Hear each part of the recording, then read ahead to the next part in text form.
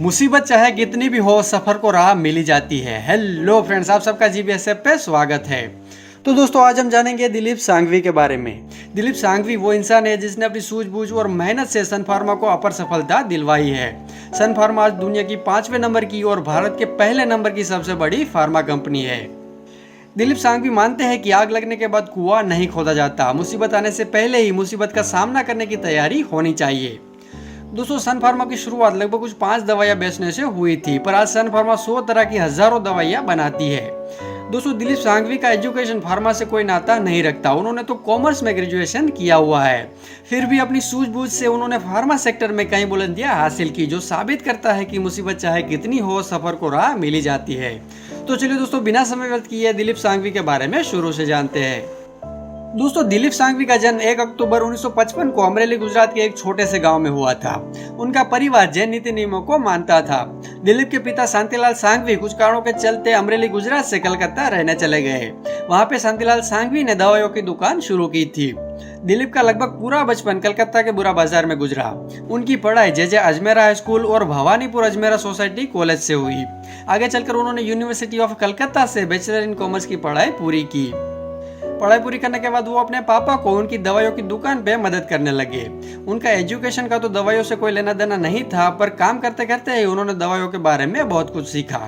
कुछ समय काम करने के बाद उन्हें ये महसूस हुआ कि किसी और कंपनी की दवाइयां बेचने से अच्छा क्यों ना वो खुद इसका निर्माण करके खुद बेचे, और इसके चलते उन्होंने साइकेट्री मनोचिकित्सा की दवाइयां बनाने का निश्चय किया। 10,000 रुपये अपने पापा से लिए और साल 1982 में सन फार्मा की शुरुआत की। दोस्तों, सिर्फ 10,000 रुपये में वो खुद अपनी फैक्ट्री नहीं लगा सकते थे, इसीलिए शुरुआत में वो अपनी दवाइयां शशिकांत सांघवी से बनवाया करते थे, जिसे वो मार्केट में सन फार्मा के नाम से बेचते थे। धीरे धीरे सन फार्मा की दवाइयां मार्केट में प्रचलित हुई। डॉक्टर्स भी अपने प्रिस्क्रिप्शन में सन फार्मा द्वारा निर्मित दवाइयां लिखने लगे। दोस्तों, आप यकीन नहीं करेंगे, उन्होंने पहले ही साल में 7 लाख रुपए का बिजनेस किया और यहाँ से दिलीप के अंदर आत्मविश्वास आ गया। शशिकांत सांघवी ने कुछ रुपए लोन के तौर पे दिलीप को दिए। ये रुपए लेके वो वापस गए और दवाई बनाने की फैक्ट्री शुरू की। धीरे धीरे वो कहीं और दवाइयां भी बनाने लगे। 1993 में रिसर्च एंड डेवलपमेंट के लिए खुद का एक रिसर्च सेंटर 4 करोड़ की लागत से शुरू किया। अगले साल सन फार्मा पब्लिक हुई। इस समय तक सन फार्मा का टर्नओवर 50 से 60 करोड़ के आसपास पहुंच चुका था। इसके बाद सन फार्मा ने सिर्फ साइकेट्रिक्स मनोचिकित्सा की दवाइयां बनाने की बजाय और कई सारी दवाइयां बनाना भी शुरू किया। दिलीप का मानना था कि हमें ऐसी बीमारी की दवाइयां बनानी चाहिए जो कम उम्र में होती है और जो अक्सर जीवन के अंत तक साथ रहती हो, जिससे एक लंबा सेलिंग हो सके।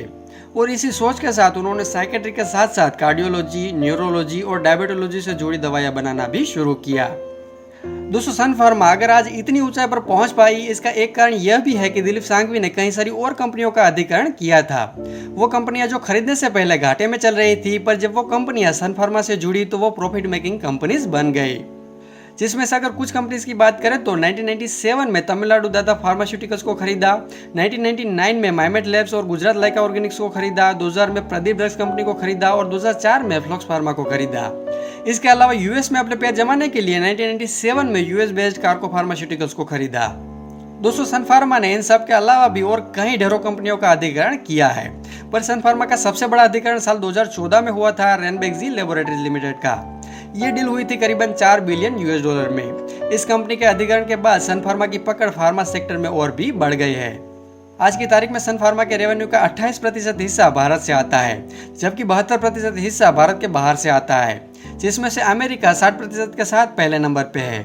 भारत के बाहर करीबन 20 लोकेशन पे सन फार्मा की मैन्युफैक्चरिंग फैसिलिटीज मौजूद है, जिसमें से ज्यादातर plant USA, Canada, Brazil, Mexico और इजराइल में एक्टिव है। दोस्तों, साल 2015 में एक ऐसा वक्त आया था जब दिलीप सांघवी मुकेश अंबानी को पीछे छोड़ भारत के सबसे अधिक धन वाले व्यक्ति बन गए थे, पर कुछ समय बाद मुकेश अंबानी फिर से भारत के अमीर व्यक्ति बन गए। अगर दिलीप भाई के निजी जीवन की बात करें तो उन्होंने विभा सांघवी से शादी की थी, जिसे उन्हें एक बेटा है आलोक सांघवी और एक बेटी है विधि सांघवी।